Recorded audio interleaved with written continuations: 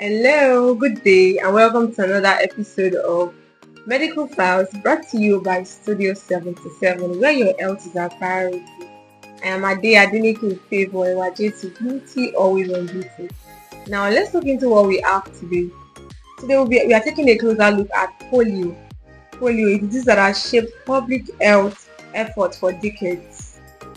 It is one of the most remarkable public health battles in Nigeria's history, and the fight against polio, from the near endemic levels to being declared wild polio virus free in 2020. Nigeria's journey has been nothing short of extraordinary, but as we'll find out, the story isn't over yet, and that is why it's crucial that we keep the conversation going. Now, what is polio? Polio is a short form for poliomyelitis. It's a viral infection that primarily affects the nervous system, the central nervous system, and it is caused by the polio virus, which can lead to paralysis and in some cases death. While polio mainly affects children under the age of 5, it can impact anyone who hasn't been vaccinated. So this is establishing the fact that polio is a vaccine preventable disease. There is no cure for polio, only prevention through vaccination. In many parts of the world, polio is a distant memory. But for Nigeria, the battle was very real for decades, and its impact still echoes in public health policy and community awareness. Now let's go back in time and check how polio has affected Nigeria in the past. Now let's take a step back. In the early 2000s, Nigeria accounted for more than half of all polio cases worldwide. Isn't that big? The virus had a firm grip in states like Kano, Borno, and Yobe. It's fueled by misinformation, insecurity, and weak health systems. In those places, the education system was not that high then, and also people had the misinformation. Maybe it was like it's not really something that would help, or maybe it's such a vaccine that would kill. And because of that, there was the virus dominated that area mostly. And then in 2003, a major setback occurred when polio immunization programs were boycotted in parts of northern Nigeria due to rumors and distrust, particularly around vaccine safety and religious concerns. So many people stood up that how safe is the vaccine, that even when health officials were bringing the vaccine to those kind of people, they were stopped on the way, hijacked, and the vaccine was taken away into a place of no return. So, and also religious concerns, there were questions when it came to, or is God pleased with it, or something like that. And then the result of this was that polio research, not just in Nigeria but across the region, reaching as far as countries that had already eradicated it, but Nigeria did not give up. Now let's look at how Nigeria was able to combat this polio virus. In the years that followed, government agencies, traditional leaders, international partners like World Health Organization and UNICEF, and thousands of volunteer health workers came together in one of the largest vaccination and health community campaigns Africa has ever seen. Massive outreach programs were launched, community leaders were engaged directly, parents were educated on the safety and necessity of vaccine.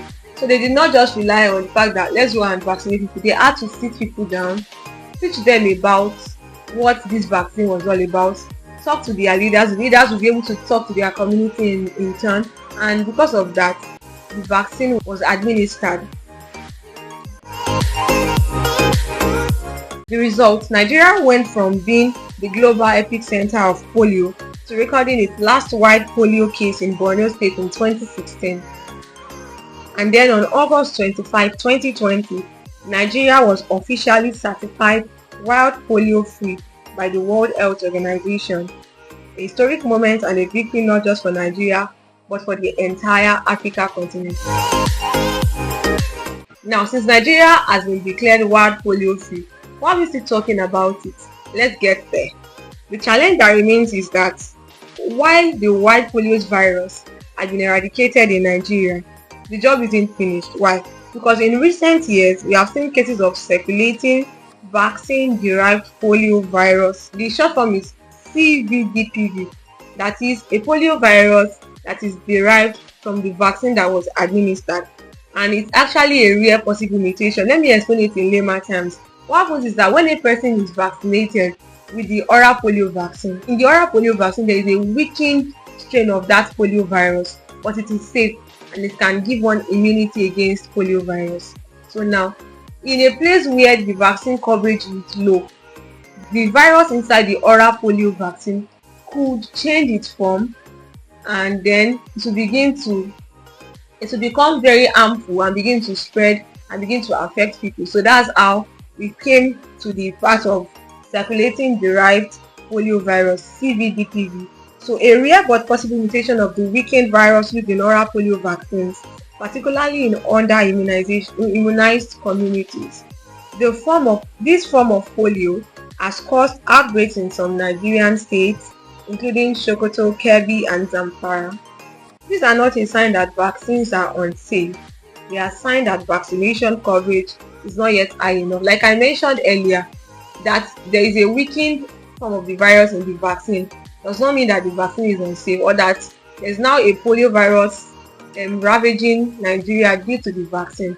It does not mean that the vaccine is unsafe, but it simply means that we need the vaccine to cover more places. When it's able to cover more places, then the such thing will be short-lived. It will not be able to spread. It will be limited. Now let's move on to the symptoms and the transmission of polio virus. Polio symptoms can range from mild to severe, but in the early stages, it often mimics other viral illnesses. Common signs include fever, sore throat, headache, and nausea. The hallmark of polio is when it affects the central nervous system, leading to muscle weakness and in more severe cases, paralysis. So what happens is that, let me explain to us. Polio virus is a virus. It's mostly a gastroenteric virus, in the sense that it is gotten through food. When your food comes in contact with feces, like it is transmitted through the fecal oral route. So when your food comes in contact with feces and such person eats it, if the feces has polio virus in it, and such person eats a food contaminated with such feces, it enters the body. The polio virus finds every way to hide itself and not to be digested by the stomach acid and all. Then it travels to the central nervous system, that is in the brain, where it affects the brain, and once it affects the nerves in the brain, it leads to paralysis. So now, this means that the virus can spread through contaminated food or water, through respiratory droplets from an infected person's cough or sneeze. Because the virus can spread so easily, it's important to vaccinate as many people as possible, and especially in communities where sanitation and hygiene practices may be limited. So now let's check what is being done now concerning this circulating vaccine-derived polio virus. The Nigerian government, with support from global health bodies, continues to monitor for outbreaks through an extensive surveillance system. This includes stool sample testing, environmental surveillance of sewage, and swift outbreak response campaigns. Supplementary immunization activities are being rolled out regularly in high-risk areas. That is, they keep on bringing the vaccine to areas that are prone to polio virus, such as areas that their sanitation and hygiene practices are low.